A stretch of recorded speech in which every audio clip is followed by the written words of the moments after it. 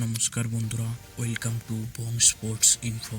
আজ গুয়াহাটিতে রাজস্থানকে গোহারান হারিয়ে Kolkata night Riders এই মরশুমের প্রথম জয়টা তুলে নিল। আজকের খেলাটি কোনোভাবেই কলকাতা নাইট রাইডার্স বনাম রাজস্থান রয়্যালস মনেই হচ্ছিল না, বরং মনে হচ্ছিল যে কুইন্টন ডিকক বনাম রাজস্থান রয়্যালস ম্যাচ। খুবই ইন্টারেস্টিং ভিডিও হবে, ভিডিওটি শেষ পর্যন্ত দেখতে থাকো এবং চ্যানেলে প্রথমবারের জন্য এলে চ্যানেলটিকে সাবস্ক্রাইব করে পাশে থেকো। IPL 2025-এর প্রথম জয়টা পেল Kolkata night Riders.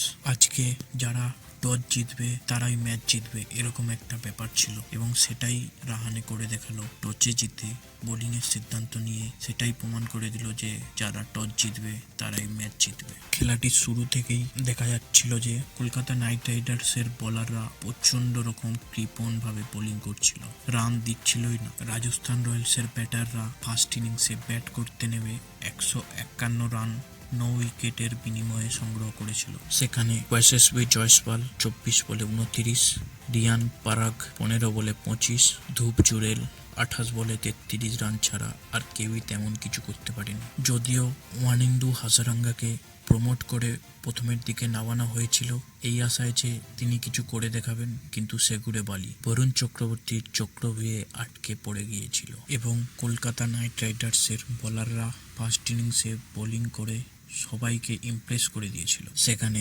Spencer Johnson 4 ওভারে 42 রান দিয়ে একটি উইকেট সংগ্রহ করেছিলেন। বৈভব অরোরা 4 ওভারে 33 রান দিয়ে 2টি উইকেট সংগ্রহ করেছেন।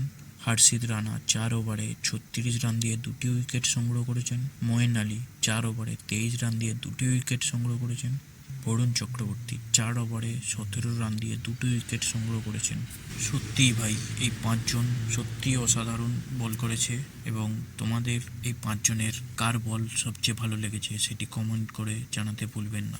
দ্বিতীয় ইনিংসে 152 রানের লক্ষ্যমাত্রা নিয়ে কলকাতা নাইট রাইডার্স ব্যাট করতে নেমেছিলেন, যেখানে কুইন্টন ডিকক একাই ম্যাচটিকে বের করে দিয়েছেন। যদিও 3 রানের জন্য নিজের সেঞ্চুরিটা মিস হয়েছে, তবুও কলকাতা নাইট রাইডার্সের সাপোর্টার হিসাবে আমার ভাই সত্যি ভালো লেগেছে। যেখানে প্রথমে কুইন্টন ডিককের সাথে মোয়েন আলী ব্যাট করতে নামেন।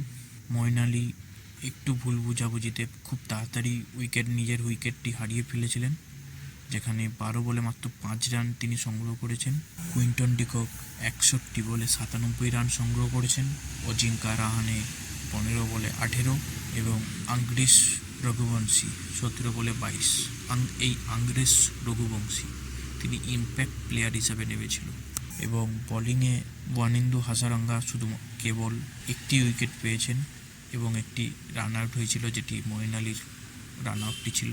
তো কার ব্যাটিং আজকে সবচেয়ে ভালো লেগেছে সেটিও কমেন্ট করে জানাবেন এবং কলকাতা নাইট রাইডার্সের সাপোর্টার হলে একটি লাইক এবং একটি কমেন্ট অবশ্যই করে যাবেন, যাতে আমি বুঝতে পারি যে আপনারা কলকাতা নাইট রাইডার্সের ফ্যান।